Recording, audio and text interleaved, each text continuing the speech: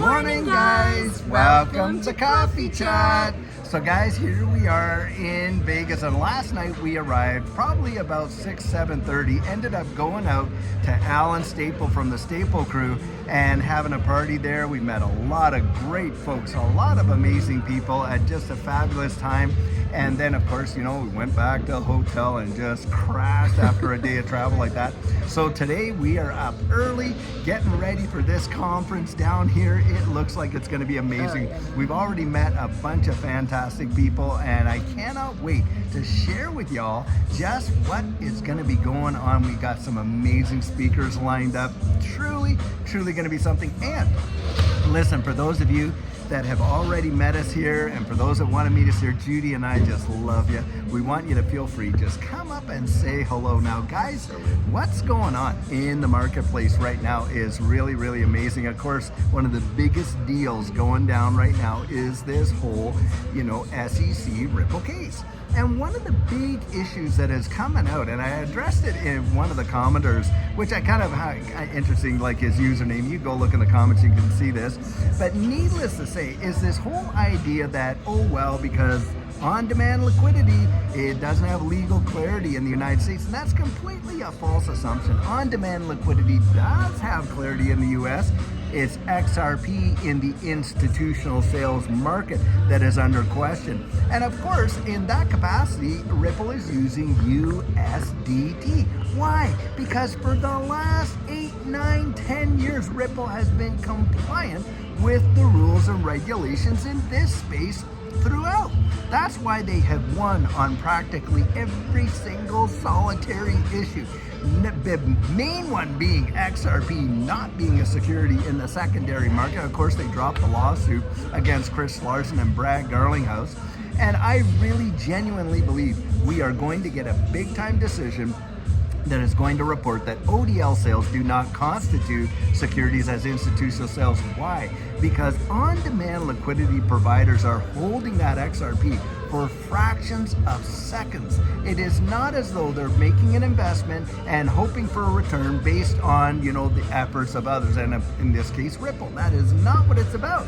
And I think it's just getting the court to understand the nature of this digital asset space and how XRP and the XRP ledger functions as an on-demand liquidity provider. Now, for those that really want to understand on-demand liquidity, you have to know how current, systems work under the SWIFT system, Society for Interbank Financial Transfers. We're talking about Nostro Vostro, where that liquidity of those transactions is secured by the amounts that are held at each other's accounts. And Nostro Vostro just means ours, yours in Latin.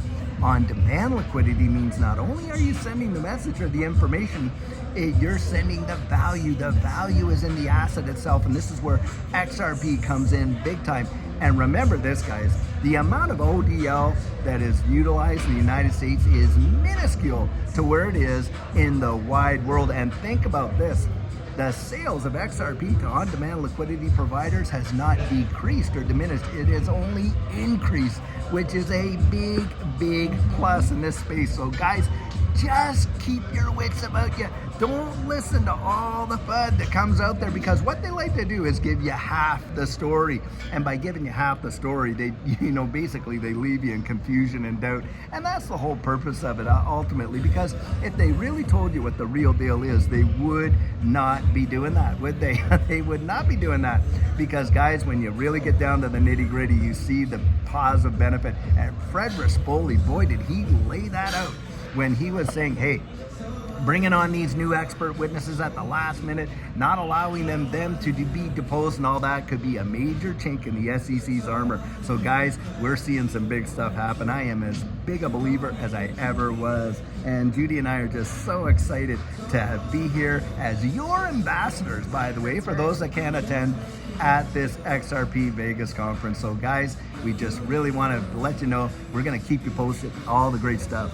And so during the weekend, just keep your notifications on so that David might be going live sometimes. And so please just be prepared to just see the little snippets and if you have anyone that you'd like me to interview in the future, go ahead and put that in the comment down there, and I'll take a look at it and see if we can get it set up, because we want to be your channel that brings the information that you're interested in. Absolutely. So have a great day, and we just are so grateful to be here and to represent you. And if you're here, come on by and say hi with us. Until later on, have a fabulous one and take care.